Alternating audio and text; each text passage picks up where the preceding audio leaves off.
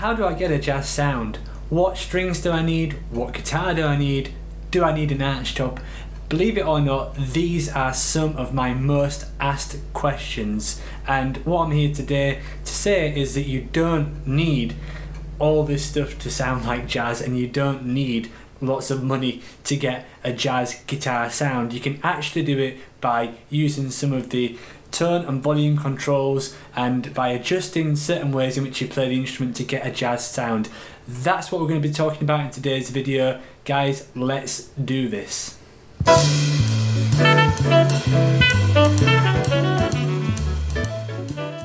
Alright guys, how's it going? My name is Jamie. I'm the founder of jamiehorrorguitar.com, which is a blog and video lessons. If you haven't done so already, please consider subscribing to this channel because I'm all about helping you get better at jazz guitar. Okay, so what we're going to be talking about in today's class is jazz guitar tone. How do we get it and what do we do? Well, there's lots of misconceptions about this, and I'm going to try and address as many as what I can in this lesson to help you out on your quest for tone. And I think that most of you will be revealed to know that you don't necessarily have to spend a lot of money on great gear to sound good. Alright, so you might see me playing different guitars and things which I've accumulated over the years in these videos, but really, you know, it's taken me many years to accumulate all this stuff, and for the first part of my jazz guitar journey I was mainly just using a solid body guitar. I was using mostly a Telecaster for jazz, and I managed to get most of the sounds that I like on that. And in fact, when I listen back to some of those recordings, I actually prefer some of those to recordings that I've done with an arch top as well. So really, you don't need an expensive arch top or an expensive amp. I suppose that's the first kind of disclaimer that I want to get out there. You don't need to go and buy any of that stuff. The main thing you want to do to really start getting good at it is just to start practicing jazz, no matter what type of guitar you've got. Really, admittedly, some are better than others. So if you've got like you know, a metal guitar or something like that, you know, probably having a more classic type guitar, if you're going for a straight ahead jazz sound, is probably going to get you in the right ballpark. Alright, so let's go over some main points which are going to help you get the best sound from your instrument. So the first thing that you want to experiment with on any guitar you have are these things, the tone and volume knobs of your guitar. And most guitars have at least two of these. This one has four, so it has tone and volume for each pickup. So the first tip I always say is to get a good jazz sound, don't play with the volume all the way up. That's what a lot of people do. They'll get the guitar and then they'll start playing with the volume all the way up, and it's not the worst sound you've ever heard in your life.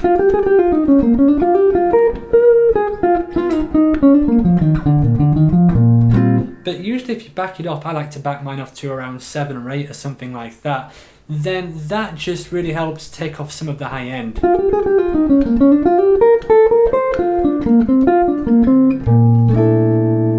So as you can hear, hopefully, it just takes off some of the high end. It's much more noticeable on bright guitars like Tellies and Strats, I've found. Tone wise, when you're adjusting the tone, that can also change the sound a lot.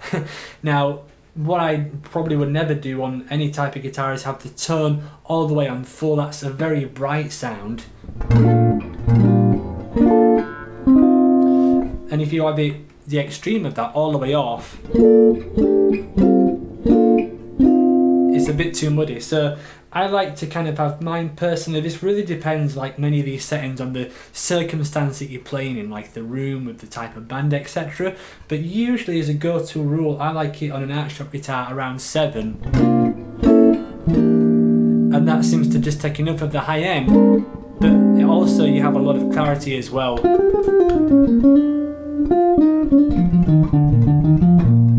So I say backing off the, I'd say the tone and the volume to around 7 usually has a nice effect for me personally. So moving on from that, now the next thing I'd like to talk about is the type of pick which you use for jazz, and that by no means suggests that you have to use a pick for jazz, but certainly if you're thinking of 90% of guitar players, we mostly use picks. So I would generally say that using a thicker plectrum, the one which I use, hopefully the camera will focus in here, it's a 2mm Dunlop plectrum. And yeah, this one I think has a massive difference in how things sound. So by contrast, maybe I've got a thinner plectrum here, so I'll try and give you a bit of contrast. So the thinner one, this is a 1.14 millimeter plectrum here in contrast, so I'll try and play kind of the same line. So now with the thicker purple Dunlop plectrum.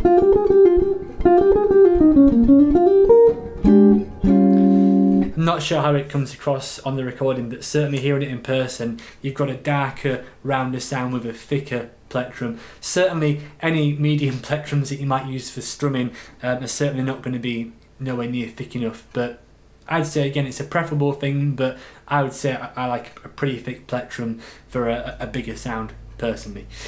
Alright, so going on beyond that, the next thing really is nothing to do with plectrums or things on the amp. This is the touch, how you pluck the strings really. So I think many of us, including myself, come from rock and blues backgrounds, so that when we come from that type of background, we're used to kind of digging in a little bit more. But I think in jazz, you've really got to pick like you're kind of tiptoeing, really. I think if you pluck nice and light,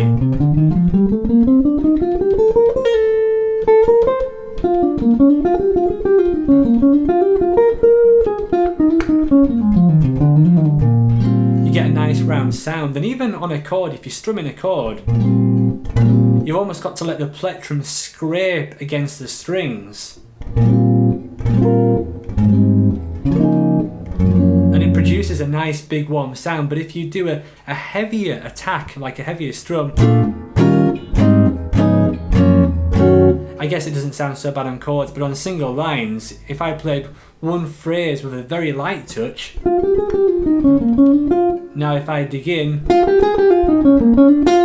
it just doesn't really give the right type of effect. So certainly more for single line playing, I would say that you want to try and play with a lighter touch.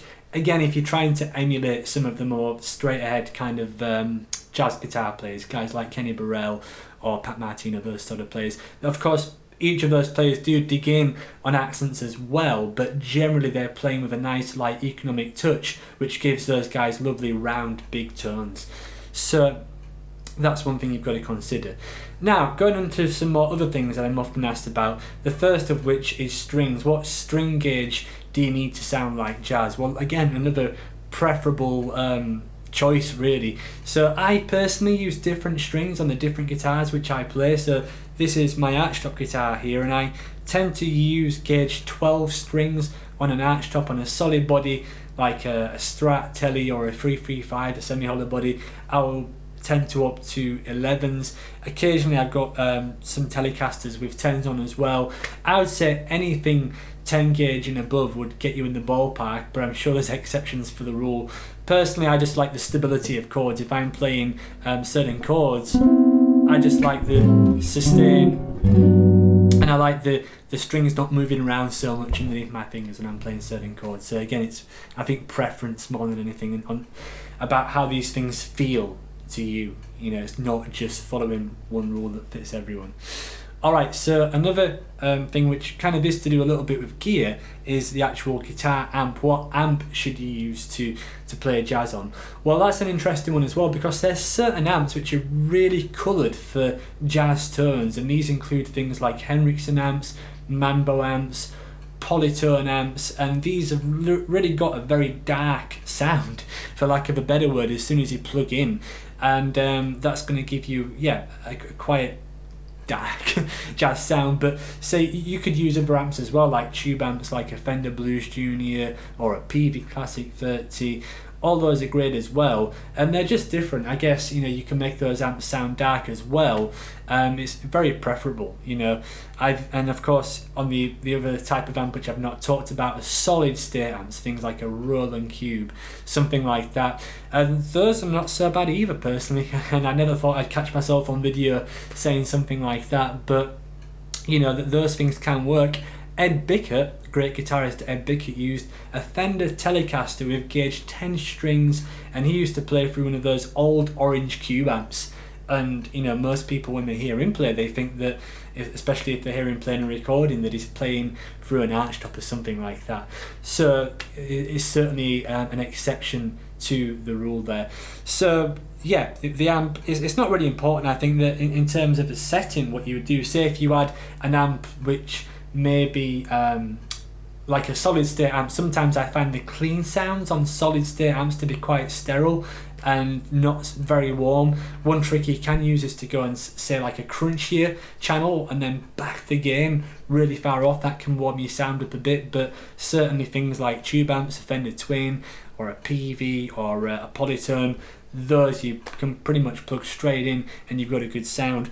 I personally like to set the volume on the amp quite high, and I like to get most of what I need from the actual guitar itself. So then, especially if I'm playing a gig or something like that, I've just got everything here at my disposal. I don't like to, you know, get up and be faffing around with the amp several times unless I really have to.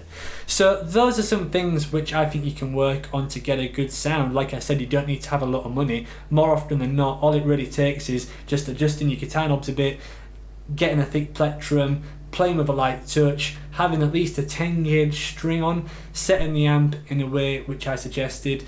There's actually one last thing that I almost forgot to talk about, which is pick placement as well. So, you know, if you want a very dark sound, then plucking above the neck pickup often, you know,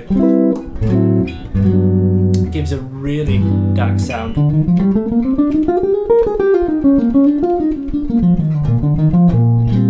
Whereas if you pluck more in the middle between the pickups,